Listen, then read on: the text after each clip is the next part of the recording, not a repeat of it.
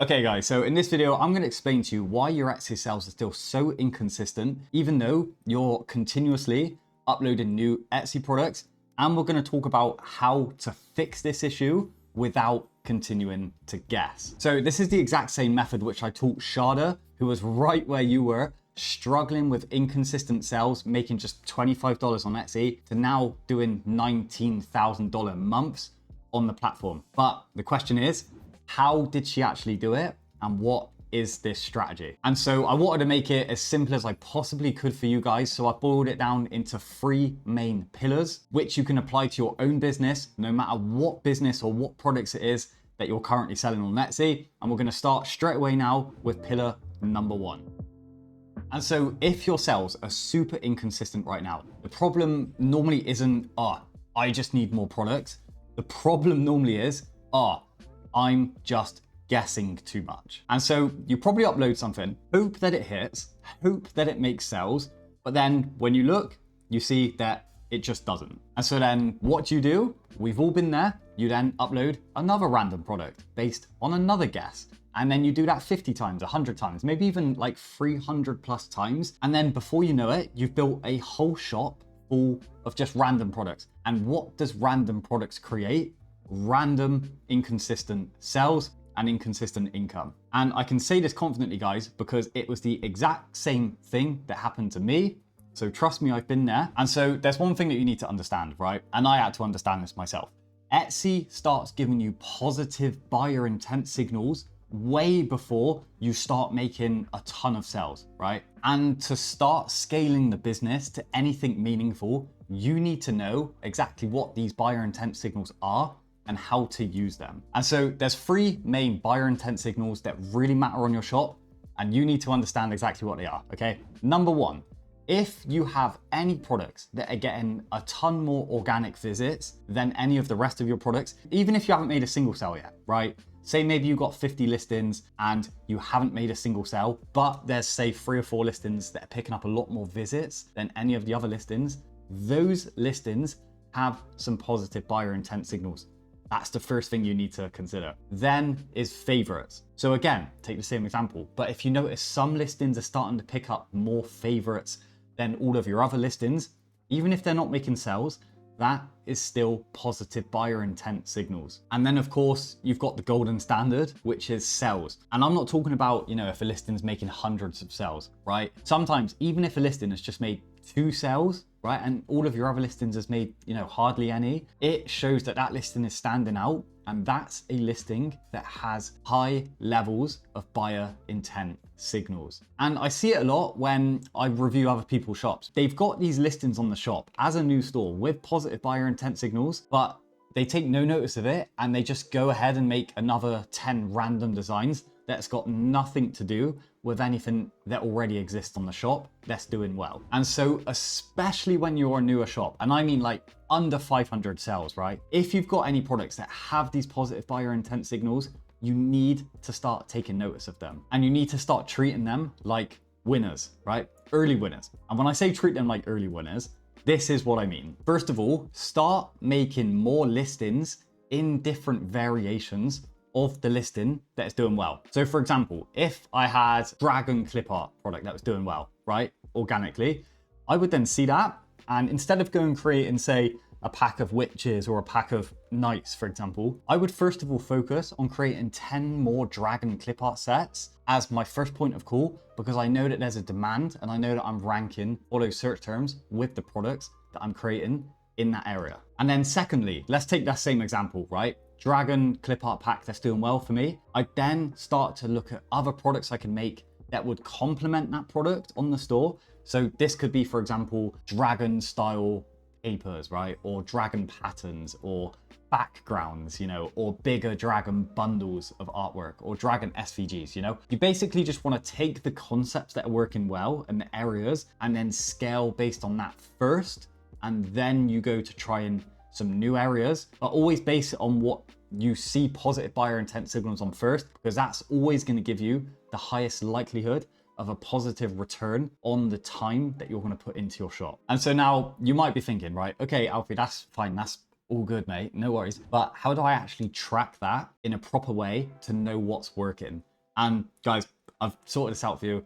I've created you a fully free Etsy shop planner document, because once you actually start making sales and getting these positive buyer intent signals, the fastest way to kill your momentum is to just do nothing with it and not have a way of tracking performance properly. And so you see inside the planner, you've got a growth tracker to write down your best sellers, most viewed and most favorited products. So the positive buyer intent signal products. And you've also got the keyword research section and the Etsy ads tracker section. Etsy ads we're going to cover in a bit more detail later on in this video, where you can also record some of the search phrases that people have actually been using to get to your products that are showing up consistently. It's basically just a really straightforward document, but it allows you to start tracking your shop properly and have everything tracked all in one place so that you can use that going forward rather than just doing everything, just based off of vibes, basically. And if any of you wanted to get that, like I said, it's completely free. Just hit the link in the video description. That's all yours. And so now let's move on to the second main pillar. Like I said, it's going to be using ads, and this is letting the Etsy buyers tell you what you should be making next. And so we've talked through how to find early signs of winners in your shop organically, but now let's start to take that to the next level, right? And look at how we can use paid ads to stop guessing and start making products based on what the market actually wants. And so I just want to say this from the start, all right, guys? I've done a ton of videos on Etsy ads before, right? There's numerous different ways to use Etsy ads, and not all of them involve let me just make as much profit as possible, especially when you're new. And so Etsy ads, they don't always necessarily have to be used just as a sales tool. They can also be used as a research tool, because one of the really cool things about Etsy ads, right, is that you can go into the detailed stats data and you can actually see the search terms that people are typing into Etsy and that they're clicking on to actually get to your products. And again, when using ads in this way, you don't need to throw a ton of money at it, guys. All right, I know not everybody has just got money to burn to just receive data. $1 a day even. $2 a day. That's absolutely fine to put onto your ads. Maybe you put 10 listings on there at the start, not too many, but then you just look at what the data is telling you. Look if there's any search terms that keep coming up consistently within the detailed search data, and then start building more listings around that in your shop going forward, because it's proven this is what people are actually searching for. Say you go into your detailed stats, right, and you keep seeing search terms come up like dragon clip art or dragon images, for example. They're constantly being searched, they're constantly being clicked. And so this should be your indication to make more of those products on your store. Same audience, same use case, same styles, but you then start incorporating some different angles and different products within that same area. So of the dragon area, for example, and then that is when you can start scaling based on the data, and sales should definitely start becoming a lot less random for you. And you can combine this really well by also taking some inspiration from stores externally to yours, okay? So this is how to find data internally to your store, but you can also do it externally as well. For me personally, guys, I just hop on a research app. You know that I like to use Everbee. There's a ton out there. Everbee is my favorite one. But what I'll do is I'll just go to a few competitor stores. I'll go to see the listings that are performing best for them. I'll then sort them by the listings that are making the most sales. For example, I did this right at the start when I was planning out my clip art store. I kept seeing dragon clip art and fantasy related clip art products making a lot of sales for a lot of different shops. So that's when I started making my own, and I started just focusing on the niche because I knew that it was proven to work. So the time I put in was based off of data and just not based off of guesswork. And so using the research apps like Everbee, it is a great way in combination with your own internal data to get the best overall picture of what's working on Etsy, so that anytime you put into creating new products really is based, like I said, off of proven data rather than just completely guessing. And guys, if you wanted to check out Everbee for free, as always, there is a sponsored link in the video description. I really do recommend them. I use them all the time. And now I want to move on to the third main pillar, guys, and this is going to be multiplying winners instead of restarting and transitioning into the hybrid store business model. And I want you to pay very close attention to this bit I'm about to talk about now, guys, okay? Because it's this bit that takes your shop from just a few sales per month randomly to a consistent income, earning thousands of dollars per month, just like it did with Shada. And this is depth. So you need depth to your shop. Most sellers out there think that scaling a business on Etsy properly just means make more products. It doesn't. They cannot be more wrong. That does not work. It's part of the equation, but it's not the whole equation. Scaling the business properly means taking proven concept and proven data, analyzing that data, and then turning your winning products into full-on ecosystems within your shop. And I cannot believe from a lot of the Etsy content out there why this is not being spoken about more often. You do not want to sell random products to random audiences all the time.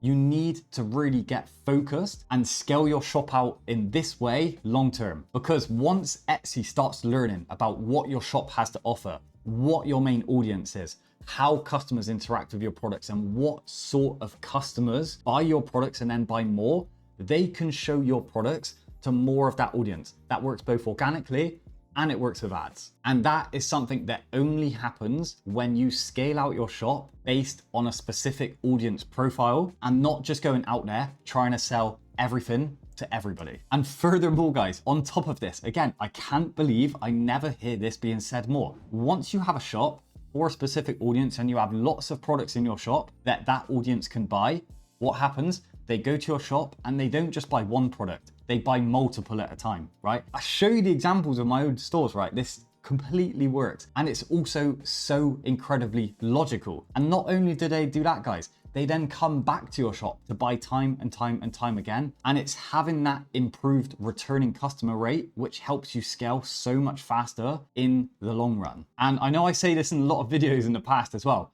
but take the ticketing system for your shop as well. Low ticket products, mid ticket products, and high ticket products. For example, start off with the drag and clip art set bundles, right? And again, insert whatever product it is you sell into this equation, but this is the example I'm gonna use. So low ticket, drag and clip art bundles, okay? Lots of different styles, very easy to make, smaller numbers of clip art. If you're selling clip art, that's your low ticket. Take that to the mid ticket, you then have larger mega bundles of the drag and clip art, okay? Then when customers are using more of your products, okay, they're on your shop more, that's when you upsell them to the high ticket. So for me, this is the whole shop bundle. And I'll show you the stats that this product has brought in for me. I only listed it very recently, and you can already see the sort of sales volumes that it's returning to me for a digital product, by the way, which is extremely good revenues. And like I keep saying, this is a very new digital product shop which I've made, right?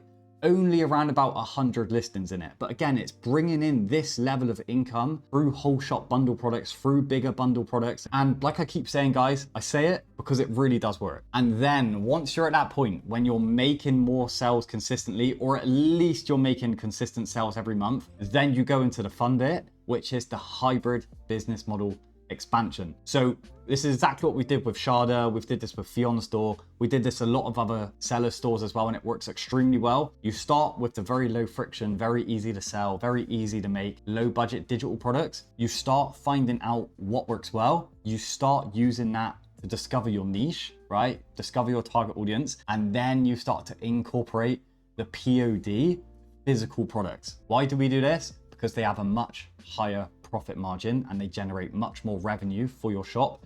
And they also reach a slightly different type of buyer that is also interested in the same niche. And now the downsides to adding POD products is, of course, it requires a lot more logistics and your time to make the products, right? But this is why we do it based on the proven data, so that anytime we put in, we've got the best potential of getting that monetary reward. And this is why starting with the digitals, that's very low friction, finding what's working well, finding areas that's working well, and then adding the higher level POD products. That's why those two product types in combination produce the best hybrid store that brings you a consistent income and really rockets up your revenue figures. And like I said, the proof is there with Shada store. It's exactly what we run on her store, the exact strategy to a T. It works incredibly well. And so with that being said, guys, please make a promise to me that you're gonna stop making random listings.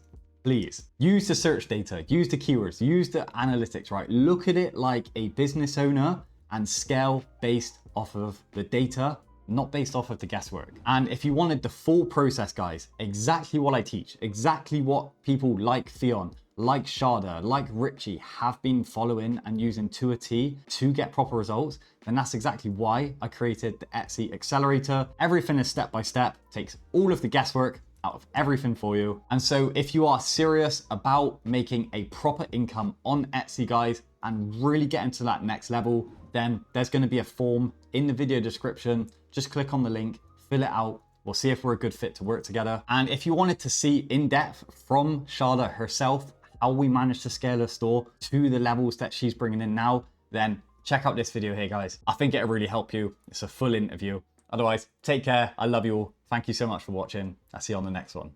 Cheers.